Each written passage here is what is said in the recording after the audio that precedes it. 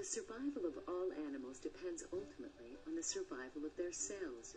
Animals organize cells into specialized organs and systems, each with a role to play in maintaining the delicate internal balance we call homeostasis. Skin offers protection from the outside world. Skeletons determine shape and size and offer the leverage for muscles to create motion. Though animals display amazing diversity, at the cellular level they reveal a structural unity that comes from a shared purpose: to protect their internal environment from the hazards of the outside world.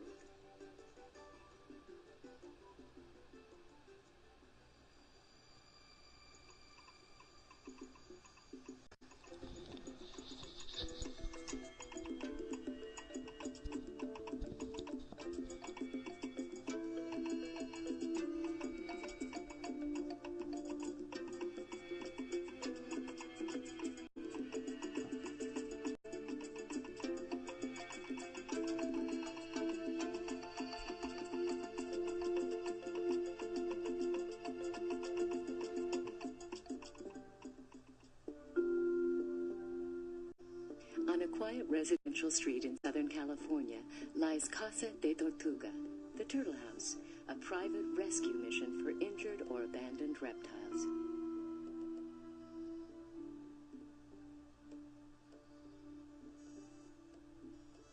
What we're trying to do here by having this facility and this collection is just to educate the public. And we book a tour every day so people can come and visit, and they're amazed how somebody like Walter Allen with so much care in preserving these creatures. It's a hobby, really, that's gotten out of hand.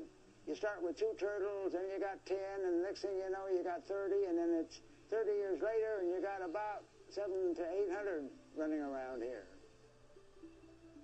Even with tender care, some of these reptilian residents struggle to keep healthy. Nature designed these unique body structures for very different surroundings. Take the desert tortoise, for instance. Think desert first. It's a dry, cold.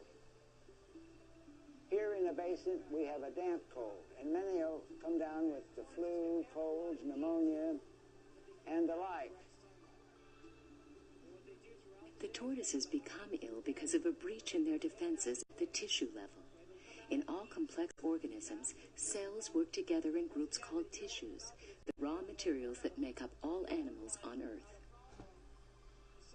You can think of organisms as being comprised of 4 primary types of tissues. Those are the epithelial tissues, connective tissues, muscles, and nerves. Now, epithelium consists of cells that are similar in appearance and that are packed together tightly and of regular shape. Epithelial tissues are basically used as coverings. There would be coverings on the outer part of the body of interface between the organism and its environment. The epithelia may range from being quite impermeable, as the outer layers of our skin, to very, very highly permeable, as to the epithelium that lines the alveoli of our lungs, where diffusion must be rapidly encouraged. The permeability of the lung's epithelium also makes it more vulnerable to invading organisms. Epithelia and other tissues combine in the organ we call a lung, which in turn joins other organs in a more complex structure called the respiratory system.